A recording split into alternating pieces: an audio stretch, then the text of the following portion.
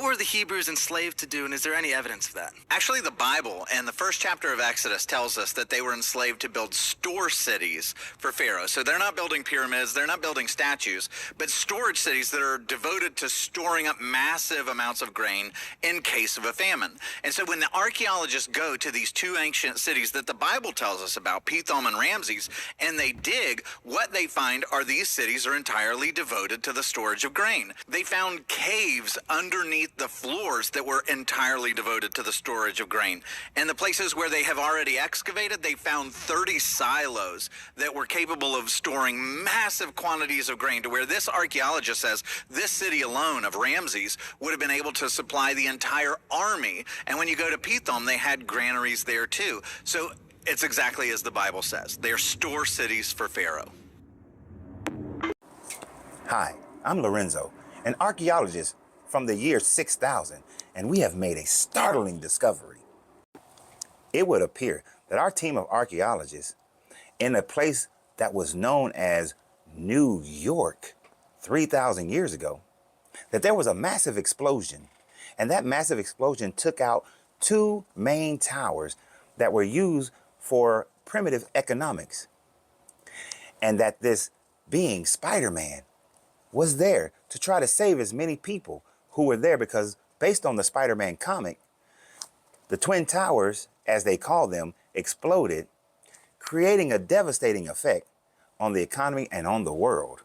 But later, in digging through the rubble, we realized that they had made a memorial site that was dedicated to this massive event, which proved that the event happened, and that it was watched by others known as Spider-Man and Captain America, and the rest of a group of heroes known as the Avengers, as we read the sacred scrolls of the Marvels. So I'm Coach Renz, the ancestor to Lorenzo, the future archaeologist, who will discover through the historical documents of Marvel that the Twin Towers were destroyed, and that then a memorial site was built, and Spider-Man and Captain America and Thor and the rest of the Avengers, Iron Man, were all present and tried to help people. Because, of course, if we find evidence that a building existed, if we find evidence that, oh, people built citadels to store grain, especially in the Nile Delta, where many of the military campaigns of Ramses II, who built Pi Ramsey and Pithom, were located, that it must mean that the Exodus and the enslavement of the Hebrews in Egypt must be true if they built those cities and they built those granary storages. I mean, because nobody built granary storages in any other place in the time frame of Ramses II, right? So it has to be what the Bible says. Or is it merely the fact that the books of the Bible, especially the Pentateuch, and in this case we're talking about Exodus, wasn't written until around the 8th century, at the earliest, the 9th century BCE. And that if you're writing in the 9th century BCE, and if Ramses II built Pi Ramsey and Pithom in the 13th century BCE, meaning that these cities have been around for a few hundred years before the story is being written down.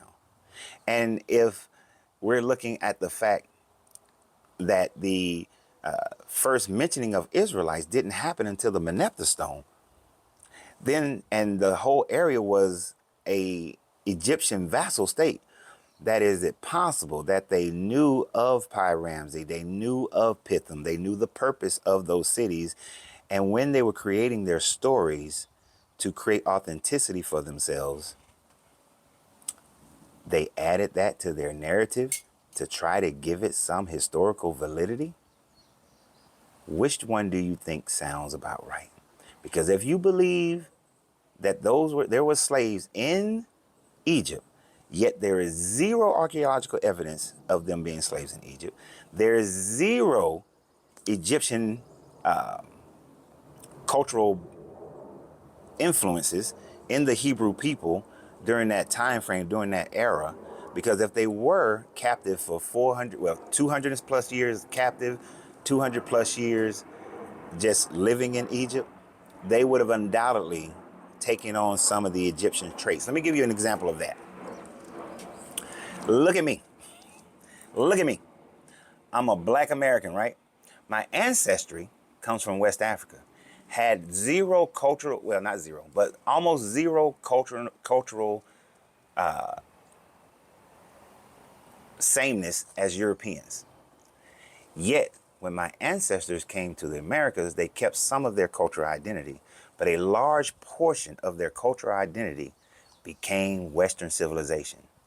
For the side of my family, for my family members, so thinking about my grandmother, for that lineage of my family, there are some Native Americans.